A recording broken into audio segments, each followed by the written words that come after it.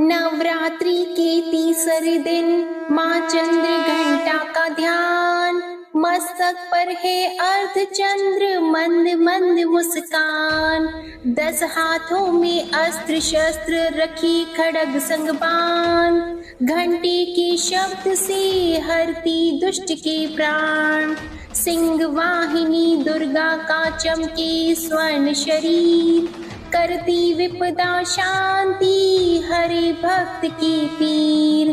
जय माता दी। ओम नमः शिवाय। प्रिय भक्त जनों, आज आषाढ़ गुप्त नवरात्रि का तीसरा दिन है और आज माता त्रिपुर सुंदरी और माता चंद्रघंटा की पूजा की जाती है। तो आइए आज आप सुनिए माँ त्रिपुर सुंदरी की कथा। पौराणिक कथा के अनुसार एक बार जब भगवान शिव के तीसरे नेत्र से कामदेव भस्म हो गया तथा माता गौरा ने उस कामदेव के शरीर के भस्म को एकत्रित करके उसका एक पुतला बनाया तथा भगवान आशुतोष से कहने लगी कि हे स्वामी, इस पुतले में प्राण प्रतिष्ठा कर दो, क्योंकि गणपति के लिए कोई सखा नहीं है, इसलिए यह हमारा गणपति इसके साथ क्रीड़ा किया करेगा। माता जगदम्बा की विनती पर योगेश्वर भगवान महाकाल ने उस पुतले में प्राण प्रतिष्ठा कर दी, परंतु शिवजी के क्रोध में भस्म होने के कारण उस भस्म में तमोगुण के परमाणु थे। वह पुतला मनुष्य रूप धरकर जीवित हो गया, किंतु भस्म में तमोगुण होने के कारण वह असुर बन गया। इस भस्म के पुतले में जो जीव आया वह महालक्ष्मी के माणिक्य शेखर नाम का एक सेवक था और वह घटना कुछ इस प्रकार थी। एक समय गंगा तट पर माता लक्ष्मी तपस्या कर रही थी तथा अपने नेत्रों को बंद करके माता त्रिपुर सुंदरी का ध्यान कर रही थी। उन्होंने अपने सेवक माणिक्य शेखर से कहा कि देखो, मेरी तपस्या में कोई विघ्न नहीं पड़ना चाहिए, तुम सावधानी से मेरी रक्षा करो। ऐसा कहकर लक्ष्मी जी ध्यान मग्न हो गई तथा माणिक्य शेखर पहरा देता रहा। उसी समय एक रमणी अलकनंदा नदी में स्नान करने आई। अंदर गोता लगाते समय उसका पैर फिसल जाने के कारण वह रमणी डूबने लगी तथा उसने अपनी सहायता के लिए चीख पुकार की। उसकी चीख पुकार सुनकर माणिक्य शेखर दौड़ता है और उस रमणी के प्राण बचा लेता है। उस रमणी का सुंदर यौवन देखकर माणिक्य शेखर के हृदय में काम प्रकट होता है। इस प्रकार माणिक्य शेखर का निष्ठापूर्ण व्यवहार देखकर वह रमणी घोर पुकार करती हुई माता लक्ष्मी जी की शरण में आ गई। इस वृतांत को जानने के बाद माता लक्ष्मी ने माणिक्य शेखर को दैत्य वन जाने का श्राप दिया। इसके बाद उस माणिक्य शेखर की रूह उस पुतले में आ गई। इस प्रकार यह असुर बना तथा कुछ दिनों के बाद इसमें असुर भाव प्रकट होने लगे और वह गणेश जी को अपमानित तथा कार्तिकेय जी के साथ युद्ध करने लगा। अंततः उसने धन, वैभव, बल और शक्तियों की प्राप्ति के लिए उसने गंगा के किनारे 10,000 वर्ष तक तप किया। जब उसके तप से भगवान शंकर प्रसन्न हो गए तो उनके सामने पहुंचकर उनसे वरदान मांगने के लिए कहा। तो उस दैत्य ने वरदान रूपी जीवन मांगा, अर्थात अमरत्व की अभिलाषा दिखाई, परंतु भगवान उसे अमर करने में असमर्थ थे। इस प्रकार वह निराश होकर फिर से तप करने के लिए चला गया और उसने 1,00,000 वर्ष तक तप किया। इससे संतुष्ट होकर भगवान आशुतोष ने उसे त्रिलोक पर शासन करने तथा देव, दानव, मानव आदि सभी पर विजय प्राप्त करने का वरदान दिया, परंतु ब्रह्म आदि देवों को उसने अधीन नहीं रखा और ना ही अमरत्व का वरदान दिया।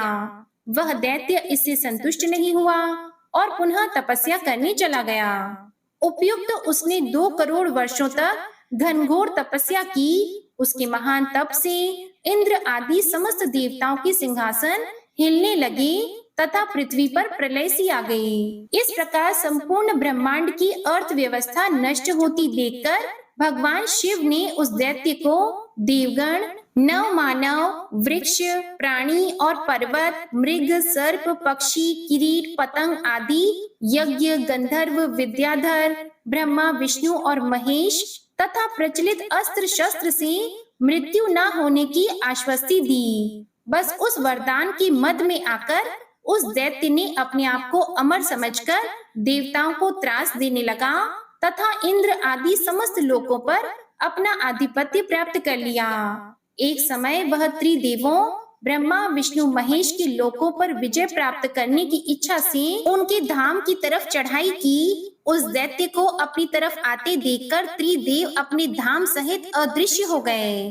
कुछ समय बीतने के बाद उसी दैत्य की मनोवृत्ति इंद्राणी के प्रति आकर्षित हुई, इसलिए इंद्राणी को ज्ञात होने के बाद वह अपने पिता पुलोम के साथ माता पार्वती के आश्रय में कैलाश पर्वत पर रहने लगी। जब उस दैत्य को यह पता चला कि इंद्राणी ने कैलाश पर आश्रय लिया है, तो वह अपनी सेना सहित कैलाश की ओर चल दिया। परंतु उस समय जब गणेश जी को यह पता चला कि मेरे बचपन का सखा आ रहा है, तो वह प्रसन्न चित्त उसका स्वागत करने पहुँचे। किंतु उस दैत्य में गणेश जी द्वारा दिया गया सम्मान का तिरस्कार करके उसका उपहास करने लगा।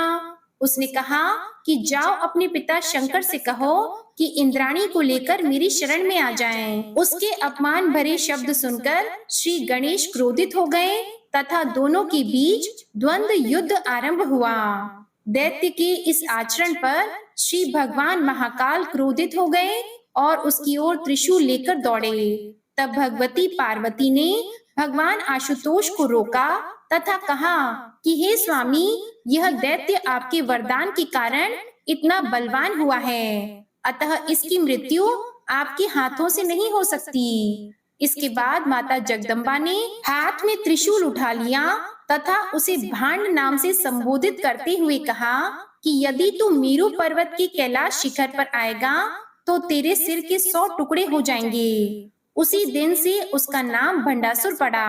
भंडासुर ने 10 दिशाओं को पालकी वाहन बनाया तथा शक्ति के पराक्रम से भंडासुर ने 100 ब्राह्मण पर अधिकार प्राप्त कर लिया। तारकासुर नाम का एक दैत्य था, वह 5 ब्राह्मण का प्रतिनिधित्व करता था। उसने अपनी पुत्री का विवाह भंडासुर के साथ कर दिया तथा भंडासुर को 5 ब्राह्मण दान दिए। इस प्रकार भंडासुर 105 ब्राह्मण का शासक हुआ तथा देवताओं पर घोर अत्याचार करने लगा। इसके बाद देवताओं ने मंत्रणा करने के बाद त्रिपुर सुंदरी भगवती का महायज्ञ प्रारंभ कर दिया। शिव विष्णु आदि समस्त देवता यज्ञ में उपस्थित हुए। विधि पूर्वक किए गए इस यज्ञ में पूर्ण आहुति देवगुरु बृहस्पति ने दी। उस यज्ञ की पूर्ण आहुति से एक विशालकाय ज्वाला प्रकट हुई तथा उससे भगवती त्रिपुर सुंदरी का प्रादुर्भाव हुआ। इसके बाद देवी ने नारद जी को शांति दूत बनाकर भेजा, परंतु वह दैत्य भंडासुर नहीं माना तथा माता जगदम्बा से युद्ध करने को तैयार हुआ।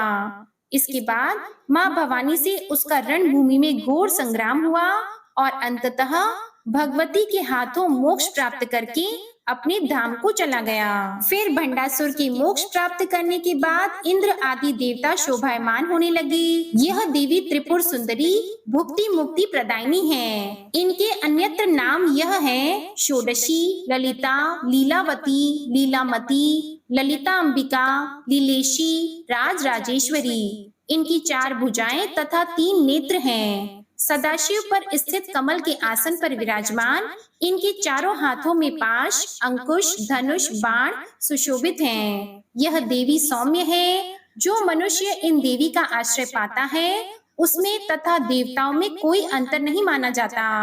इनको पंचवक्त्र अर्थात 5 मुख वाली कहा गया है। चारों दिशाओं में 4 और एक ऊपर होने के कारण इनको 5 मुखों वाली कहा गया है। प्रिय भक्त जनों, भगवान शिव की नाभि पर कमल पुष्प पर बैठी त्रिपुर सुंदरी देवी की सच्चे मन से आराधना करने से सभी भक्तों की सभी मनोकामनाएं पूर्ण हो जाती हैं। तो प्रेम से बोलिए माँ त्रिपुर सुंदरी की जय। ओम नमः शिवाय। प्रिय भक्त जनों, अब आप सुनिए माँ चंद्र घंटा की कथा। आप सभी भक्तजन इस कथा को बड़ी ही श्रद्धा और प्रसन्न चित्त मन से सुनिएगा। अपनी कठोर तपस्या से भगवान शिव को वापस जीतने के बाद देवी पार्वती राजा हिमवान के महल में लौट आईं।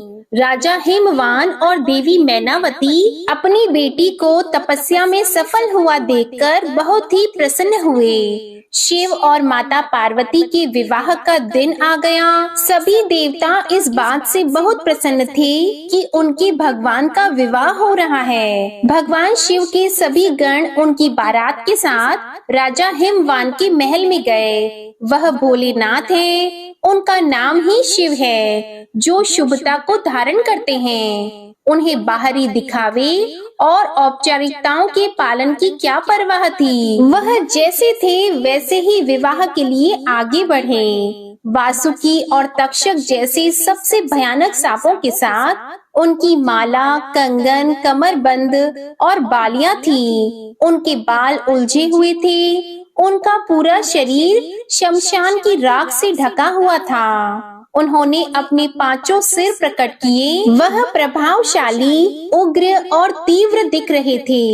वह बारात में राजसी घोड़ों पर सवार अन्य लोगों के विपरीत एक बैल पर सवार होकर आए थे। मैना देवी माता पार्वती की माँ, जो अपने दामाद पर नजर डालने की उम्मीद से प्रतीक्षा कर रही थी, जिसके लिए उनकी बेटी ने इतनी कठोर तपस्या की थी, भगवान शिव के प्रकट होने पर हैरान और निराश हो गई। उनका रूप न केवल अरुचिकर था, बल्कि वे अत्यंत अनियंत्रित और विचित्र रूपों से घिरे हुए थे। भूत, प्रेत और पिशाच बम बम भोले के नारों से वातावरण को गुंजायमान कर रहे थे। भूत, पिशाच, साधु और अघोरी बारात में शामिल हुए थे। गण इतने उत्साहित थे कि मर्यादा के लिए कोई जगह ही नहीं थी। उनकी खुशी स्पष्ट थी, लेकिन यह किसी भी तरह से कोई सुंदर या सुखद दृश्य नहीं था। इस तथ्य को पचाने में असमर्थ कि उसकी शाही कोमल बेटी अब अपने पति जैसे आतंकित स्वभाव वाले व्यक्ति के साथ ऐसे प्राणियों के बीच रहेगी, मैना देवी बेहोश हो गईं। देवी पार्वती ने शिव तत्व को गहराई से आत्मसात कर लिया था और जैसा कि हमने उनके ब्रह्मचारिणी स्वरूप में देखा, वह सप्त ऋषियों के लिए शैव सिद्धांत की गुरु भी थी। फिर भी अपनी पूरी करुणा के साथ उन्होंने एक माँ के रूप में मैना देवी की दुर्दशा को समझा। भोलेनाथ को शांत होने और विवाह के लिए एक सुखद रूप प्रस्तुत करने के लिए मनाने के लिए देवी पार्वती ने स्वयं उनके तीव्र रूप से मेल खाने के लिए क्षण भर के लिए उग्र रूप को धारण कर लिया। उनके 10 हाथों में विभिन्न हथियार थे और उनके मुकुट पर एक घंटी के आकार का चंद्रमा था। देवी के इस रूप को चंद्र घंटा के रूप में पूजा जाता है। माँ के इस रूप ने भगवान शिव के रौद्र रूप को शांत किया था और उनके उपद्रवी गणों को वश में किया था। चंद्र घंटा के उग्र और तेजस्वी रूप को मानते हुए माँ ने शिव से सौम्य रूप धारण करने का आग्रह किया, जिस पर वह तुरंत सहमत हो गए। उनके अनुरोध पर शिवजी ने अपना भयानक रूप त्याग दिया और भगवान विष्णु को सबसे आकर्षक दूल्हे के रूप में उनका श्रृंगार करने दिया। भगवान शिव को इस रूप में चंद्रशेखर या सुंदरेश्वर के नाम से जाना जाता है। देवी पार्वती ने शिवजी के प्रति अपना प्रेम दिखाने के लिए, जिनकी जटाओं पर हमेशा आधा चंद्रमा रहता है, अपने माथे पर आधा चंद्रमा सजाया। भव्य विवाह के बाद देवी पार्वती एक शालीन नई दुल्हन के रूप में भगवान शिव के साथ गईं। भगवान शिव अभी भी ध्यान में डूबे हुए थे और देवी पार्वती एक बार फिर हर दिन उनकी गुफा को साफ करती थी और उनकी सभी जरूरतों का प्यार से ख्याल रखती थी। धीरे धीरे देवी पार्वती ने कैलाश में अपना नया घर स्थापित किया। इस बीच तारकासुर बेचैन हो रहा था। अब जब शिव और उनकी शक्ति एकजुट हो गए, उसने नव विवाहितों के जीवन में सौहार्द को बाधित करने के लिए एक दुष्ट चमगादड़ राक्षस जतुकासुर को भेजा। जबकि भगवान शिव घोर तपस्या में लीन थे और माँ पार्वती अपने घर के कामकाज में। जतुकासुर पूरी चमगादड़ सेना के साथ कैलाश पहुंचा। जतुकासुर और उसकी चमगादड़ सेना ने आकाश को केवल अपने पंखों से ढक लिया। उन्होंने माँ पार्वती के नव सजाए घर को उजाड़ना शुरू कर दिया। अभी भी एक संकोची दुल्हन और राक्षसों और असुरों के तरीकों में नई माँ पार्वती ने शक्तिशाली नंदी की मदद लेने का फैसला किया, लेकिन नंदी कहीं नहीं मिला। इस बीच भगवान शिव के अन्य गणों ने जटुकासुर और उसकी शक्तिशाली सेना से सुरक्षा के लिए उनसे प्रार्थना की, क्योंकि उन्हें बार बार जटुकासुर के हाथों हार का सामना करना पड़ता था और भगवान शिव अभी भी गहरी तपस्या में थे। तब माँ पार्वती स्वयं शिव जी से मिलने गईं। उन्होंने उनसे इस स्थिति से बाहर निकलने का मार्गदर्शन करने के लिए विनती की। फिर भी अपने तप से विचलित न होते हुए भगवान शिव ने उन्हें भीतर से सशक्त बनाने का निर्णय लिया। भगवान शिव अपनी साधना में गहरे थे। तभी पार्वती को जतुकासुर से स्वतंत्र रूप से लड़ने की प्रेरणा मिली। तभी उन्होंने अकेले ही जतुकासुर से मुकाबला करने का फैसला किया। वह गुफा से बाहर निकली और देखा कि आकाश अभी भी अंधेरा था, चमगादड़ों के पंखों से ढका हुआ था। उन्होंने चंद्रदेव से प्रार्थना की कि वह उनके लिए युद्ध के मैदान को रोशन करने के लिए उनके मस्तक पर आराम करें। युद्ध के मैदान में उनकी सहायता करने के लिए हिमालयी भेड़ियों का एक झुंड उनकी सहायता के लिए दौड़ा। देवी पार्वती को जल्द ही पता चला कि जतुकासुर आकाश में चमगादड़ों द्वारा सक्रिय था, इसलिए वह युद्ध के मैदान में एक विशाल घंटा लेकर आई। घंटा इतनी जोर से बजी कि चमगादड़ों ने आसमान साफ कर दिया। जैसे ही भेड़ियों में से एक ने जतुकासुर को मार डाला, देवी पार्वती ने उसके सिर पर घंटे से प्रहार किया, जिससे वह एक ही झटके में मर गया। माथे पर चंद्र और हाथ में घंटा लिए देवी के इस रूप को ब्रह्मदेव ने देवी चंद्र घंटा के रूप में महिमा मंडित किया। सर्व मंगल मांगल्ये शिवे सर्वार्थ साधिके शरण्ये त्र्यंबके गौरी नारायणी नमोस्तुते। प्रिय भक्तजनों, यह कथा इस बात का प्रतीक है कि अपने अंदर की शक्ति को पहचानने के लिए हमें दैवीय प्रेरणा की आवश्यकता है, जैसा कि भगवान शिव ने बाद में माँ पार्वती को बताया।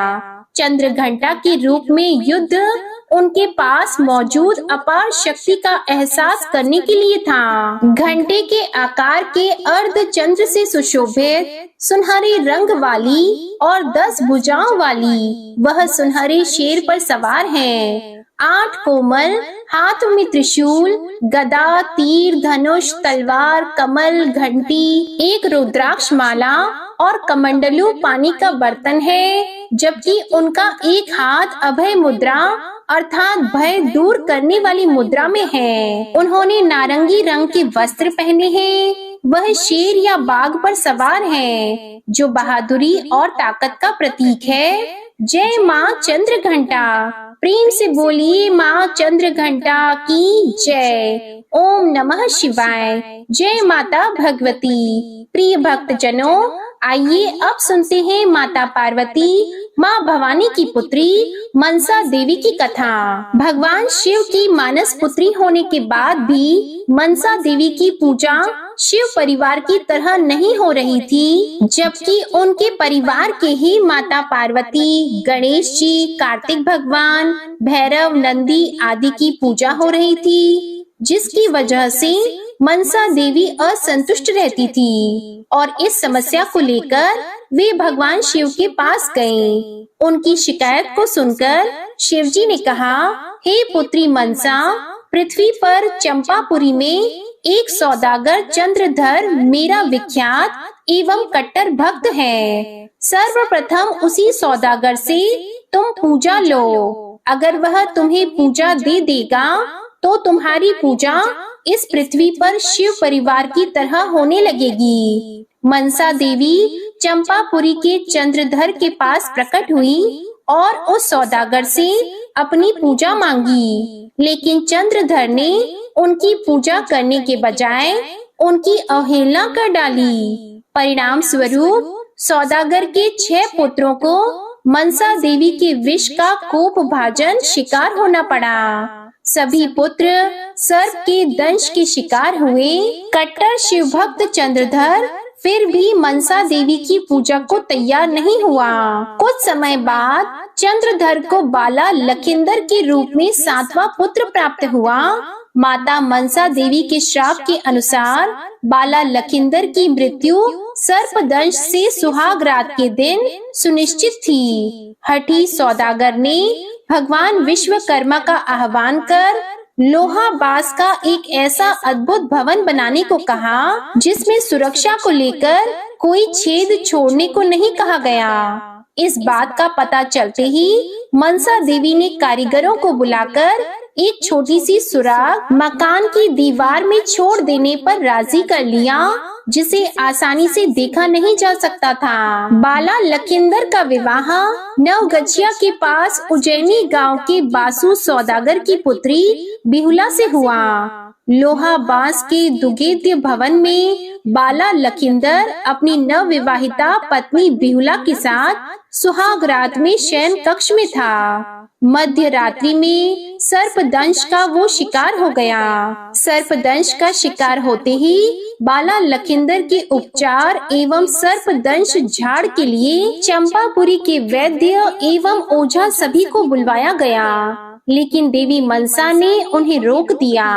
फलस्वरूप तेज विष के कारण लखिंदर की मृत्यु हो गई। मृत्यु के बाद सती साध्वी बिहुला पति को पुनः जीवित करने के लिए संकल्पबद्ध होकर विश्वकर्मा जी का आह्वान करती है और विशाल नौका पर कई मंजिलों वाली मंजूषा बनवाई। उसे लहसन माली ने विविध चित्रों से सजाया। उसी मंजूषा पर बिहुला अपने पति के पार्थिव शरीर को लेकर चंपापुरी से स्वर्ग के लिए जल मार्ग से प्रस्थान करती है। उसने लाल साड़ी पहन रखी थी और सिंदूर लगा रखा था। नदी के किनारे उस शव को बहुत दूर ले गई। वह अपने पति को पुनः जीवित करने पर तुली हुई थी। बहुत दिनों तक उसने कुछ भी नहीं खाया था, जिससे उसका शरीर सूख गया था। लखिंदर के शरीर से दुर्गंध भी आने लगी थी। उसके सारे शरीर में कीड़े पड़ गए थे, मात्र उसका कंकाल ही शेष रह गया था। बिहुला नाव को किनारे की ओर ले चली। उसने वहां पर एक धोबिन के मुख से तेज टपकता हुआ देखा।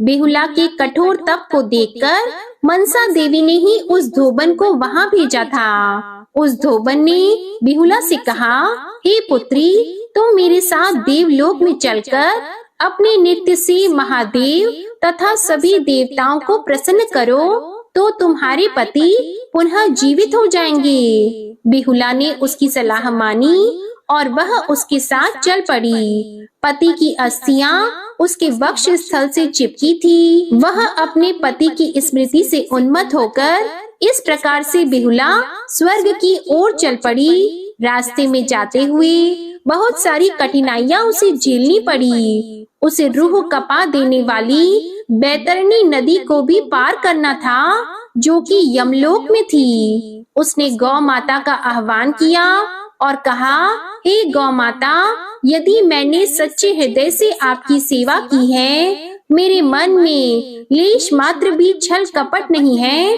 तो आप मेरी सहायता करें। यह सुनकर गौ माता तुरंत वहां प्रस्तुत हो गई और बिहुला को अपने पूंछ के सहारे बैतरणी नदी को पार कराती हैं। इस प्रकार सती सावित्री बिहुला अपने पति को लेकर बैतरणी नदी को पार करती है। यमलोक होते हुए यमराज के प्रश्नों का जवाब देते हुए उन्हें प्रसन्न करती है तथा बिहुला इंद्रासन पहुंच गई। बिहुला ने अपने सतीत्व, तेज एवं अकाल भक्ति नृत्य से भगवान इंद्र को प्रसन्न कर दिया।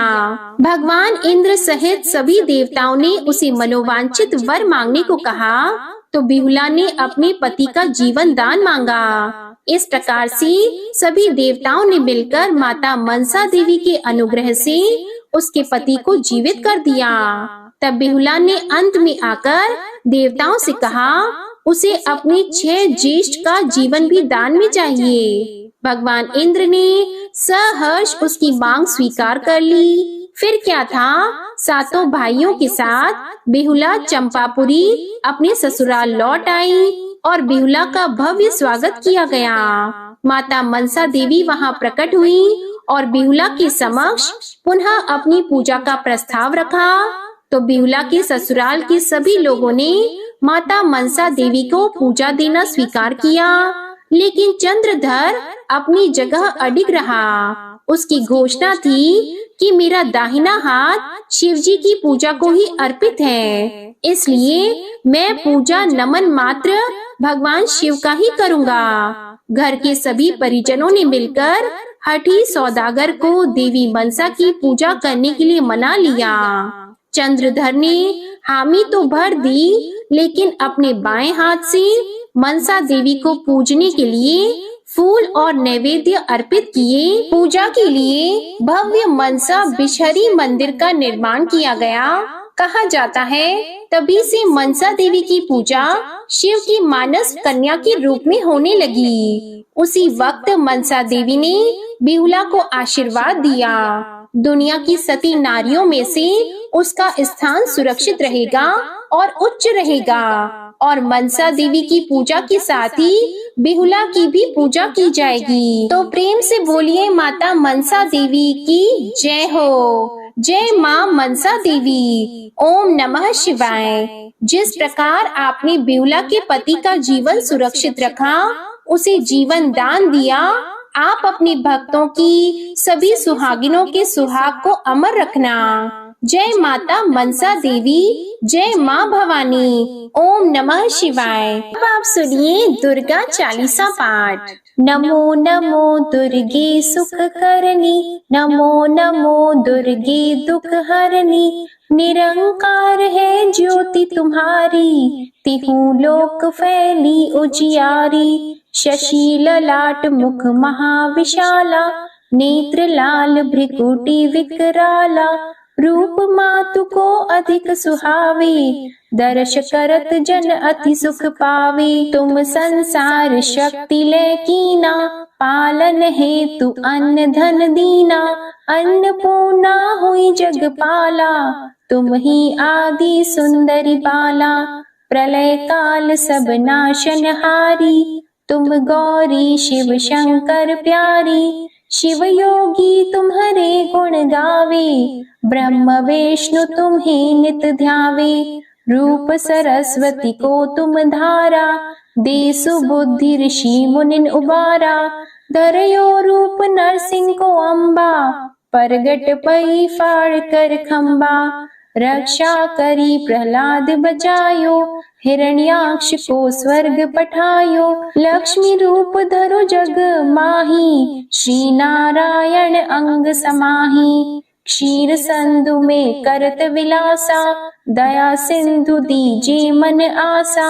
हिंगलाज में तुम्ही भवानी, महिमा अमित न जात बखानी। मातंगी अरुधुमावती माता, भुवनेश्वरी बगला सुखदाता। श्री भैरव तारा जगतारिणी, छिन्न भाल भव दुख निवारिणी। के हरि वाहन सोह भवानी, लांगुर वीर चलत अगवानी। कर में खप्पर खड़ग विराजी, जाको देख काल डर भाजी। सोहे अस्त्र और त्रिशूला, जाते उठत शत्रु ही शूला। नगर कोट में तुम्ही विराजत, तिहु लोक में डंका बाजत। शुंभ निशुंभ दानव तुम मारे, रक्त बीज शंखन सहारे। महिषासुर नृप अति अभिमानी, जेहि अगभार मही अकुलानी। रूप कराल कालिका धारा, सीन सहित तुम तिहि सहारा। परी गाढ़ संतन पर जब जब भई सहाय, मातु तुम तब तब। अमरपुरी अरुबा सवलोका, तब महिमा सब रहे अशोका। ज्वाला में है ज्योति तुम्हारी, तुम्हें सदा पूजे नर नारी। प्रेम भक्ति से जो यश गावे, दुख दारिद्र निकट नहीं आवे। ध्यावे तुम्हें जो नर मन लाई, जन्म मरणता को छुटी जाई।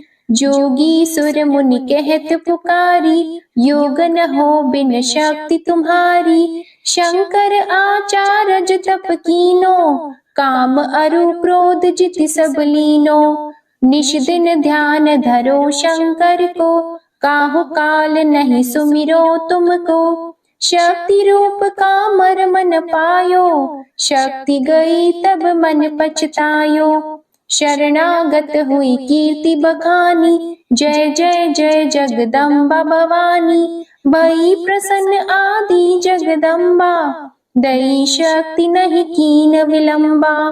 मोको मातु कष्ट अति घेरो, तुम बिन कौन हरे दुख मेरो। आशा तृष्णा निपट सतावे, मोह मदादिक सब बिनशावे। शत्रुनाश कीजे महारानी, सुमिरो एक चित तुम्हें भवानी। करो कृपा हे मातु दयाला, रिद्धि सिद्धि दे करहु निहाला। जब लगी ज्यों दया फल पाऊं, तुम्हरो यश मैं सदा सुनाऊं। दुर्गा चालीसा जो कोई गावे, सब सुख भोग परम पद पावे। देवी दास शरण निज जानी, करहु कृपा जगदम्बा भवानी। श्री दुर्गा चालीसा समाप्त होती है। प्रेम से बोलिए माँ अम्बे की जय। आप सभी भक्त जनों को आज की ये कथा पसंद आए तो वीडियो को लाइक कीजिएगा, शेयर कीजिएगा, कमेंट में माँ तारा देवी और माँ ब्रह्मचारिणी जी की जय लिखिएगा और हमारे चैनल आध्यात्मिक सागर को सब्सक्राइब जरूर कीजिएगा। प्रेम से बोलिए माँ अम्बे की जय। ओम नमः शिवाय। जय माता दी। प्रिय भक्त जनों, उम्मीद करती हूँ आपको आज की ये कथा पसंद आई होगी। अगर पसंद आए तो वीडियो को लाइक कीजिएगा, शेयर कीजिएगा, कमेंट में माँ त्रिपुर सुंदरी और माँ चंद्र घंटा जी की जय लिखिएगा और हमारे चैनल को सब्सक्राइब करना बिल्कुल मत भूलिएगा। प्रेम से बोलिए माता रानी की जय।